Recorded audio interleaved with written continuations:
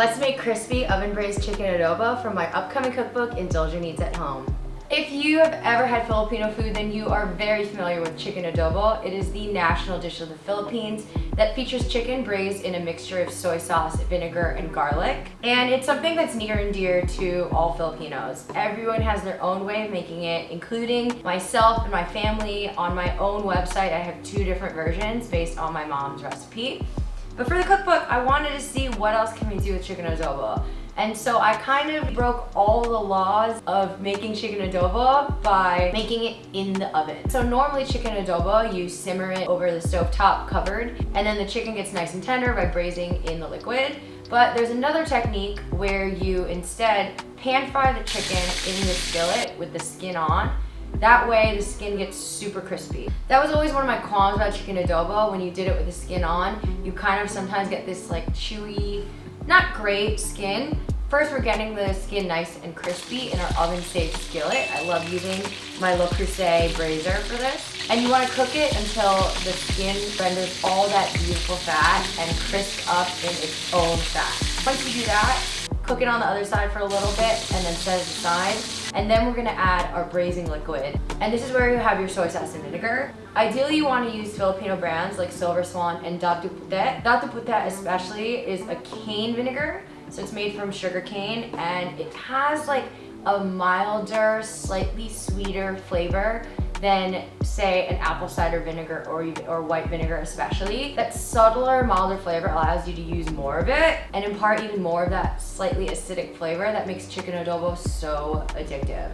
And obviously you also want your garlic, some bay leaves, and black pepper. And my family likes to do it with a little bit of sugar. Once you get your braising liquid to a boil, you add your chicken back in. Make sure you keep the skin on top. That way it doesn't get wet and you don't interfere with any of the crispy action going on with the skin. And then you put that in the oven.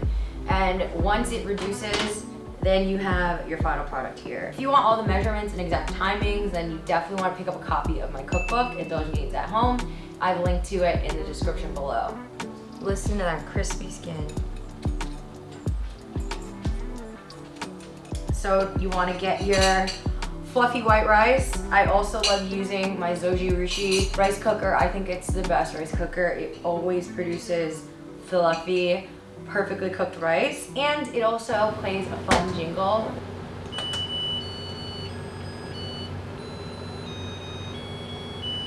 Which, I mean, in this day and age, you just need anything that brings you a little bit of happiness. And Zoji Rushi rice cookers and chicken adobo definitely do just that. So let's spoon on our chicken adobo.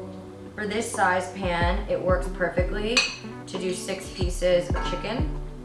And then the secret is you want to take the adobo juices and spoon it onto your rice. And that's the good stuff right there.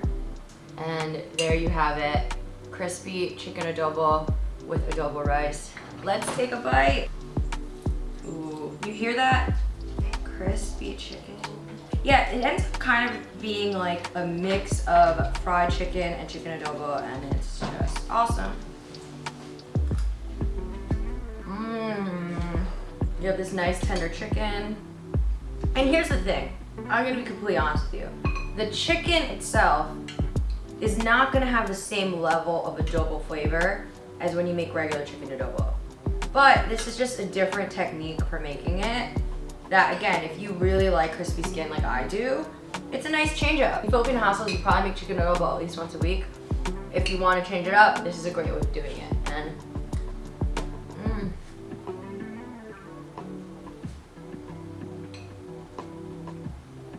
this is so good. So good.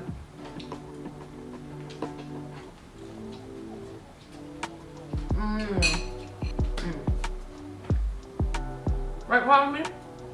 Crosby's just staring at me while I'm filming this as I'm eating chicken. Like, can I have chicken? Have chicken? You can't, sorry bud. But if you want to try this recipe, make sure to pick up my cookbook, Indulgent Eats at Home. And like and subscribe to this video. I'm going to be doing more previews from the cookbook and other recipes, so stay tuned. Bye!